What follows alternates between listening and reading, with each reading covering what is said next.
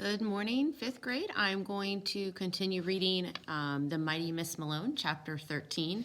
Begins on 105. The chapter is called The King of Spain is a Delightful Conversationalist.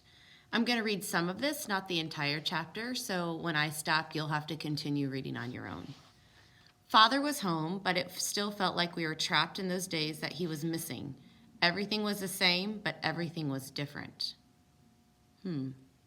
I wonder what she meant by that. Everything was the same, but everything was different. Mother said he was so weak that they didn't want to let him out of the hospital. She told me with a prideful voice, "And girl, once one of those Malone's men get an idea in his head, hard head, it just won't come out. The doctors warned him if he left, he might die. Your daddy told those doctors, I've gone through all of this time without my family. The only thing that's going to kill me now is if I go through one more second without them. Unless you've got a pistol in that coat and you're going to shoot me, get out of my way. I'm going home." Mother shook her head. "That's exactly what your daddy said, and he meant it."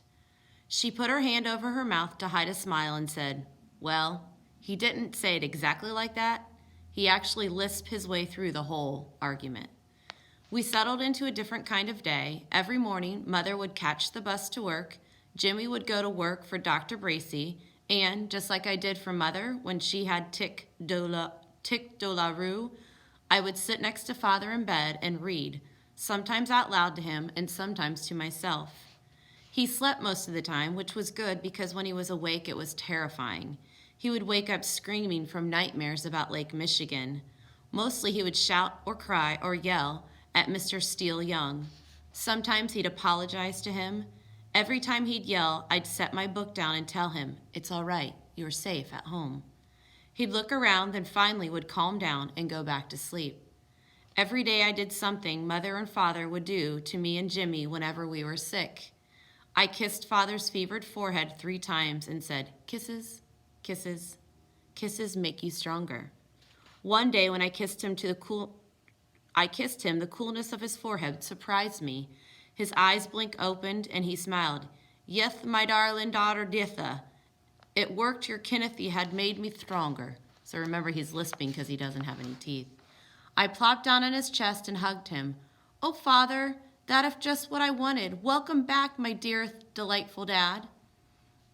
For the first time in a million years, my father laughed. It was a rusty old laugh, but it was a laugh, and it felt like the chains breaking off of him. It made the hairs on my neck stand up. "Oh," he said, "how there if their serpent teeth if they thankful bratty little child.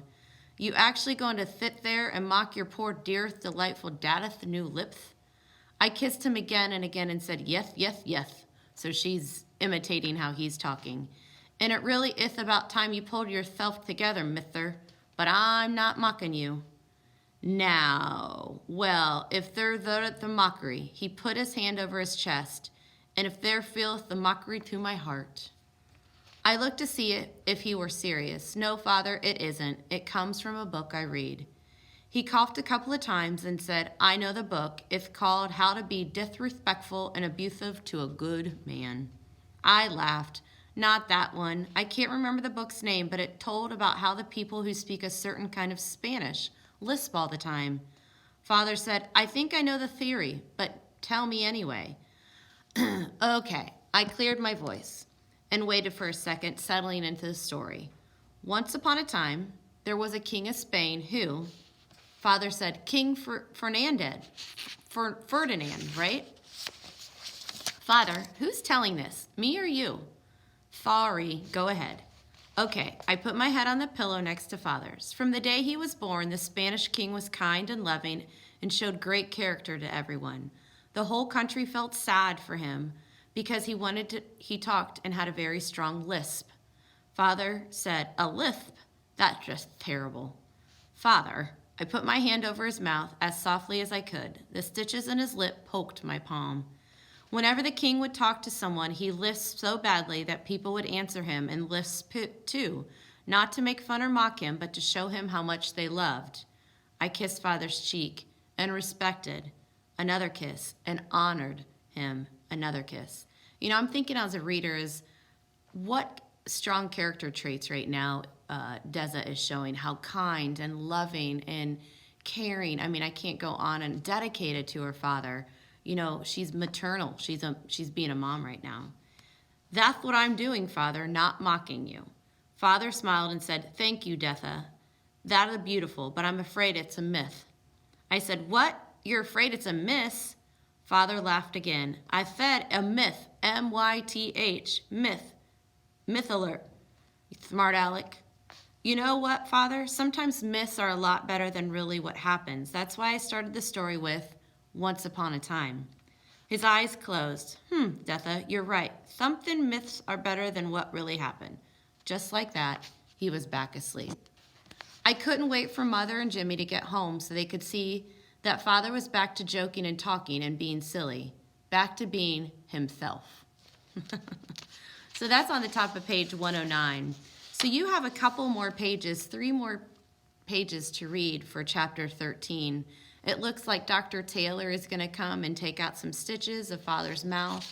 And let's see what else will happen, okay? I will see you back in chapter 16. Have a good day.